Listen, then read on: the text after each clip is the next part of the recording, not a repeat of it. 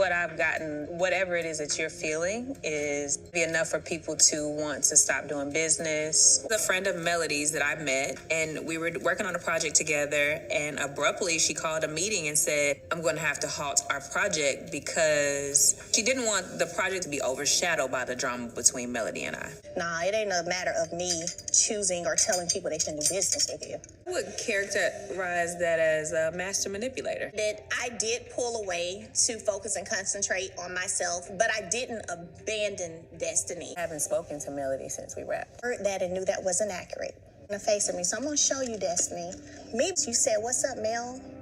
Mind you, you said you hadn't talked to me at all. September 7th, I said, hey, morning, on my way to the Ville, what you got up? You didn't respond. September 8th, I wrote you again. Morning, rise and grind, what you up to this morning? You said, just chillaxing. I don't even say chillaxing, so. That's what you said. Go to it. You said, so I guess you didn't send me this picture. I did, absolutely. This is our thread. I'm not going to fake no thread. You sent me this picture of you out on some water and said, much needed. I said, yes, good for you. You deserve it. Then September 10th, I said, hey, making sure you're good. Amen. God bless you. Oh, he is. And I love you and pray for you for a Please, girl, every prayer ain't a good prayer. I don't need you to pray for me. I will be. I don't need Have you to pray for me. Have a good day, Melody. It'll come back to you, whatever you praying. Absolutely. What, this, that. I got coins to make, not friends to fake. No. Hi everyone, welcome back to my channel. This is SamiSam P, and today we're going to review episode 5 of Love and Marriage Huntsville. So we're back with Tisha. She's outside the Seagull Lounge after the fight with Keke, and she's calling Kimmy. She wants to let Kimmy know what happened between her cousin, and then we see Keke coming out, and Keke's like, who are you talking to? And she's like, I'm talking to Kimmy. And her cousin is like, see, that's why I have a problem with you, because you're talking about me to other people. And Latisha is saying that she's not talking about her, she's talking about the situation that just happened between the two of them. So they get to talking, and Keke is saying that basically she's not trying to hold on to old things. And I'm like, really? Keke said that she just wants Tisha to understand how hurt she was. And I'm like, Keke, you need to also accept that you are holding on. You cannot keep on bringing things that Tisha did to you that hurt your feelings as an excuse for you to now fraternizing with Mel, knowing really well that her and Tisha are not getting along. So Tisha is telling her, I tried everything. We talked about it years ago. I apologized to you. I felt really bad that I hurt your feeling, and I was ready to move on. And I thought we had moved on. I thought we were in better terms. So I'm tired, and I don't want to apologize anymore about it. And Keke said that she understands, and they're going to have to wait to find a way to work it out. And Tisha is like, no, you need to figure it out. You need to move on, because I apologize and I did everything that I can do, but you don't want to move on. So that's on you. You need to do the work on yourself. I have no work to do because I thought this was all behind me. And I understand, Tisha. I do. I agree. I am on her side. I think that whenever you have a discussion with someone and you're saying that you both agree to disagree, or you both agree to move on and you apologize, it's normal that with time you think that you're moved on, especially if you've been in good contact and as far as you know you haven't had any more issues. So I understand where Tisha is coming from, and I think that Keke just wanted vengeance, and it's not looking good for Keke. She's your cousin. Do you think it's going to be worth jeopardizing what you have, even if you're not very close? I don't know, and I don't think so. Keke is like, so, but you're also on the phone with someone and everything, and Tisha is like, I'm not on the phone with Kimmy no more, and she hangs up the phone. And basically they agree that Keke is gonna have to do the work to find forgiveness for Latisha. Next scene, Martell is visiting Marsau.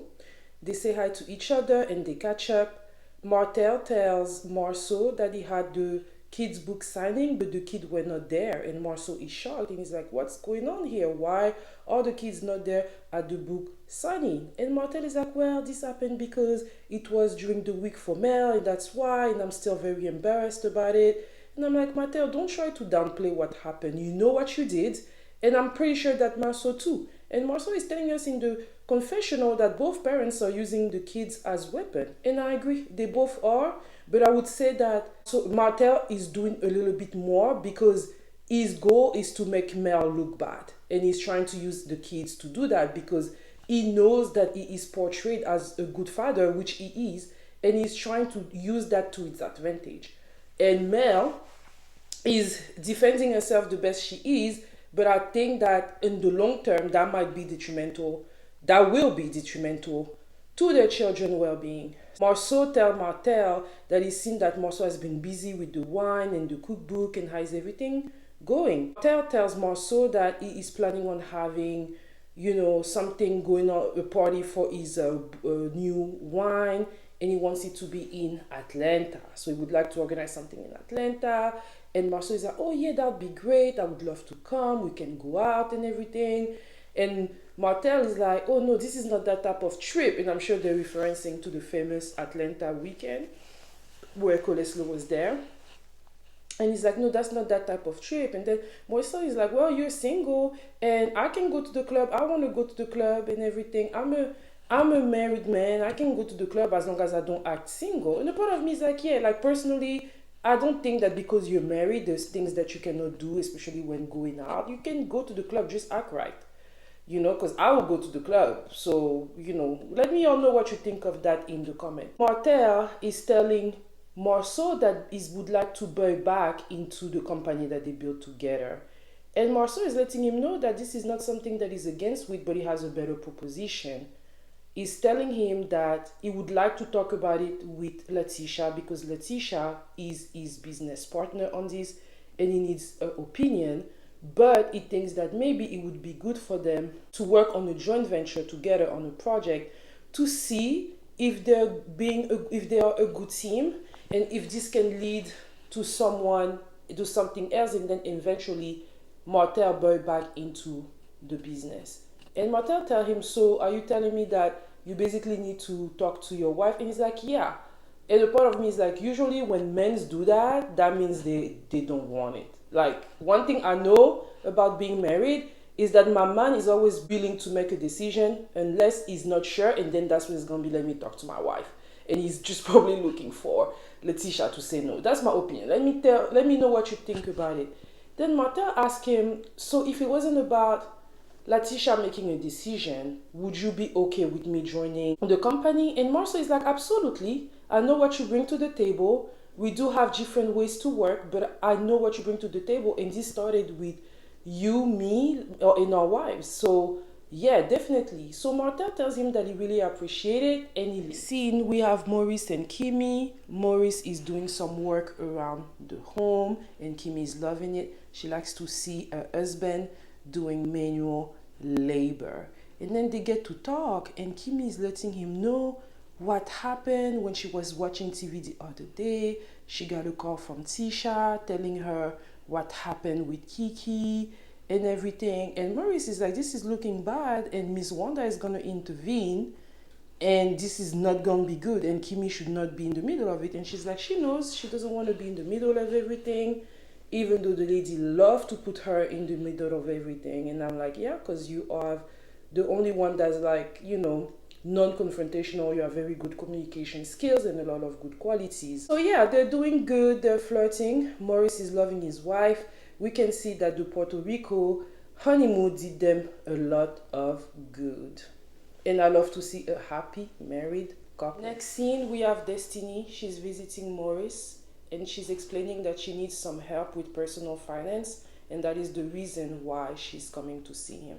And she's explaining that because of her divorce, she's gone through some personal financial problems.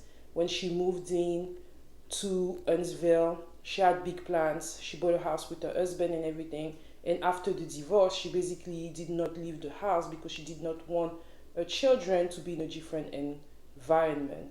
She's explaining that she's really gone through some difficult financial time. And at some point, she had to use public assistant, and Maurice is shocked. He was not aware of all of that, and he's giving her advices and he's telling her things that she can do since she's been building suites, which is working on that with Marsau. And Maurice is telling her that maybe the best thing for her would be to use that suite for something else than just a salon, that maybe other businesses should be used. So basically rent the space for other business purposes. And she agrees. She tells us that she has a lot of plans for a business, but in the meantime, she wants to be able to work on her credit so that she can eventually refinance a home totally into her name. So yeah, Destiny is going through a lot. That's something that's very difficult with divorce, because when you're married, you make a lot more money than when you're by yourself. Usually, normally you should be, if both of you and your husband are financially stable and bringing a lot of money, you make a lot of money. But then when there's a divorce like that, things really change. And I think that I'm not judging Destiny because I don't know the detail, but maybe staying into the home might have been just too expensive for her. Maybe she explained that she didn't want to downgrade because of her children and things like that. So I understand. This is telling her that, she's going to need a tribe, she's going to need, a group of people that are there for her, and it basically transitioned to her situation with Mel. And Destiny is saying that she hasn't been in contact with Mel. Mel is not happy with her and being friends with Tisha. And Maurice is like, are you friend with Tisha because of Mel, or are you friend with Tisha because you really love Tisha? And she said, I really like my friendship with Tisha. Whenever I've been going through some really hard time, she would have wanted to be able to call Mel, but instead she called Tisha. And we can see that Destiny is emotional about it. She's missing her friendship with Melody, but at the same time, she is enjoying the new budding friendship that she has with Tisha. And she's explaining that she was not aware that Mel and Tisha were such frenemies. And I'm like, don't play with words, Destiny. Don't play with words. Even us, the audience, can see that Mel and Tisha were not in good terms. So it's not because the term enemies was thrown out, that you're going to act like you didn't know that Melody did not see it for Tisha. I feel like this is where I have an issue with you. You know really well they didn't get along. Melody seems like the type of girl that will tell her girlfriend whenever she has a problem with someone. So you knew they were at heart. And you cannot mix the fact that they sometimes have to communicate for the sake of the show to say they're friends or that they were okay. No, they were not okay. They have been at odds. And you being oblivious to that is either two options. Either you're not listening to Mel has been telling you, because I'm pretty sure Mel told you and you could observe that Tisha and her did not have a good relationship, or you just want to do what you want to do, and maybe that's just what you need to say. Next scene, we have Marsau and Tisha. They are at Blake. Marsau made some coffee for his wifey, and they're talking. Marsau now let Tisha know that Martell came by and they had a good discussion, and that Martell basically wants to buy back into Charles. And Tisha said that it's not going to be possible because she does not trust Martell. And for people to be able to go in business together, there needs to be a level of hurt. The accusation that Martell did toward their marriage really affected her, and she doesn't feel that even though he apologized, that it's not impossible that something like that happens again. And I understand. You have to be understanding. And Marsau is understanding of that. Is also telling her that he was thinking that maybe he would want to go into a joint venture with Martell for the suites that there is building for Destiny. And she's like, okay, yeah, that's a good idea, but it's not an option for him to buy back. Him buying back into Shorts is just not an option at the moment because of all the history that they had with Martell. And Marsau agrees to it. I feel like Marsau agrees to it very easily, which let me know that I was correct when I said that Marsau knows that Tisha wasn't going to want it. So he basically is hiding himself behind his wife. He's never going to say it on TV, but that's exactly what he's doing. As a married woman, I can tell you all, Marsau was hiding behind Tisha, and all I can say is work well done. They also talk about Miss Wanda. Tisha wants Miss Wanda to shadow Marsau because she wants her to learn more about the business. She's very good at cooking, but it's just not going to be enough for a successful business. She wants her mom to learn the rope. And I love it. And Marsau's like, nah, I don't really want to do that. And she's like, if you don't do that, this business is not going to work and the investment is going to be in vain. And Marsau is forced to agree because our girl is right. She's right. Tisha is totally right. So yeah, kudos to you all. Last scene, we have Mel and Destiny. They're meeting. Destiny asked for the meeting because she would like to talk to Melody about everything that transpired between the two of them. So Destiny comes in. Melody's already there. She tells her she's looking good. They're not giving each other a hug, all that. And then Melody's like, so thank you for inviting me here. And, you know, I would like to know what has been going on with you and everything. And Destiny's like, I don't know. And then she's like, how come you don't know? You know, how don't you know? And then they proceed to talk. Destiny is basically saying that because she's having issues with Melody, she's losing business because apparently they have a friend in common, a friend of Melody that Destiny started going in business with, that stopped doing business with Destiny because of a situationship with Melody. So basically, Destiny is basically implying that Melody may have a play in a business relationship not going well. And Melody is telling her, listen, I do not bring up your name unless your name is being brought up to me. And that's when I explain where I'm coming from. In a confessional, we can clearly say that Destiny doesn't believe it. She's saying that Melody is being manipulative and basically that if the friend pulled out of the situation is because of Melody. Then they talk about the reunion. Mel is saying that a lot of things that Destiny said, she was not aware of because as far as she knew, they were both in contact. They were still talking. She was going through a divorce that was a really hard time for her and she thought that Destiny understood. And when Destiny said that she has not talked to Mel in a long time, she let her run with it at the time, but they both know that it wasn't the truth. Then she proceeded to put out text message of thread of them talking and everything seems to be doing good. And Destiny is even sending text message to Melody and everything. So they were still in contact.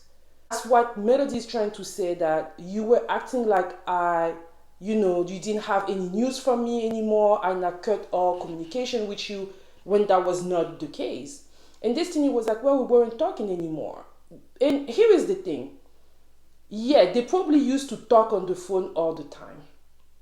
And they went from talking on the phone to maybe texting, but they did have some type of contact. She did not ghosted you. Melody did not ghosted you because obviously you have text message that you even admitted sending pictures of yourself. During the date, you said that Melody ghosted you. Melody is saying that she thought that Destiny understood that she was just going through a hard time. It was a little bit more to herself, especially that Mel didn't even know that Destiny got a divorce from her husband. Destiny didn't tell her anything. So she thought that if someone could understand what she was going through, it would be Destiny. And I mean, y'all, when Mel put out the text message and she started reading them, we could see Destiny's face. The girl was too stunned to speak. What are you going to say about that? You know what I mean? Like, she's really pulling, evidence. And we love evidence here. Melody proceeded to say that on top of this whole situation, we're at the reunion. I didn't know we were in the same room, in the room close to each other. And I overhear you talking about Tisha. And now Destiny wants to talk about she didn't know that Tisha and Melody were frenemies. And I'm like, that is not true. You knew. And Melody saying the same thing. Melody said, you knew, you were my friend. You knew I was not happy with Tisha. And I think that Destiny is just trying to focus on the word frenemy. And since that word didn't happen before, it still doesn't excuse the fact that they were not in good terms. And I feel like Destiny could have at least agreed that she knew that Melody and Latisha were not in good terms. Then Melody says that she also didn't like the fact that during the reunion, Tisha was talking for Destiny, talking about that Melody was not a good friend to Destiny. That was not the truth. And a part of this, Melody feels like, if that's how you felt, why are you waiting until the reunion to say all those things? And I understand Mel. Mel was probably feeling blindsided. Then Mel is saying that on top of everything that's happening with Tisha, Destiny has been getting closer to Martell. And that is a problem, especially when she knows everything that Melody has been going through with Martell and the Martell cheating and everything. And a part of me is like, man, I understand. And then Destiny is saying, well, I've known Martell before I know Tisha, and I'm trying to keep my business relationship and everything. And a part of me is like, listen, if this is how you feel, maybe you should have talked to your friend. Maybe you should have told your friend that, but that's not what you're saying. And I even told y'all on the first episode, why is Destiny so close to Martell like that and talking to him and they have that type of relationship when she's supposed to be best friend with Mel? Like, Destiny she just don't know how to act. She doesn't know friendship etiquette, in my opinion. I think that there's a lack. And then Destiny wants to make it look like, well, this has to be between the two of you and everything. But yeah, but you are aware. And if maintaining your relationship with Melody was important, you would have adjusted some things. You know, and I mean, it's very unfortunate to see, but I think that it's going to be very hard for those two ladies to come back into an agreement unless maybe Destiny also admits to some of her fault, which she's not willing to do because they keep on going back and forth. And Mel is like, you know what, I'm done with you. And she proceeds to leave. And then Destiny, being a passive-aggressive self, you know, tell her she's love you, she pray for you. No, you don't love her like that. You know what I mean? You don't love her enough to say, listen, I hurt your feelings and I'm sorry. You know? I feel like at this point, Destiny is trying to make Mel look bad. She's trying to make Mel look like she has not been a good friend to her. And I'm very surprised that Mel kept all of this information to herself for so long. And I'm glad that she did brought up the text message because now we're understanding that things are not just black and white. You know, there's a little bit of gray there. Yes, they maybe they were not talking every day, but they definitely have some communication. Destiny was well aware that Mel was going through a hard time. Destiny was well aware that Tisha and Mel were not in good terms. And everything is playing out on social media. You have callers who are talking. There's a lot going on. And Destiny was not able to be the friend that Mel needed. And then when she went into the reunion and said what she said, Mel probably felt blindsided. And then her being friend with Tisha made things even worse. So I'm going to be honest and I'm going to say I kind of understand where Mel is coming from. And I feel like at this point, Destiny is not really trying to be a friend with Mel, and she needs to stop acting like Mel was a bad friend to her, and that's why the relationship is where it is. There is specific reason. At this point, we can be honest and say that Mel has been very straightforward. She told you exactly what is bothering her, point by point. She's giving you evidence, factual evidence, so now you cannot keep acting like you do not know why she's not happy with you. That's it, guys, my review. I invite you all to comment. This episode was definitely very interesting. If you're new here, I invite you, too. And if you're not new here and you've been following my channel, or if my channel is new to you, thank you all so much for the support. And I will see you all next week. Bye.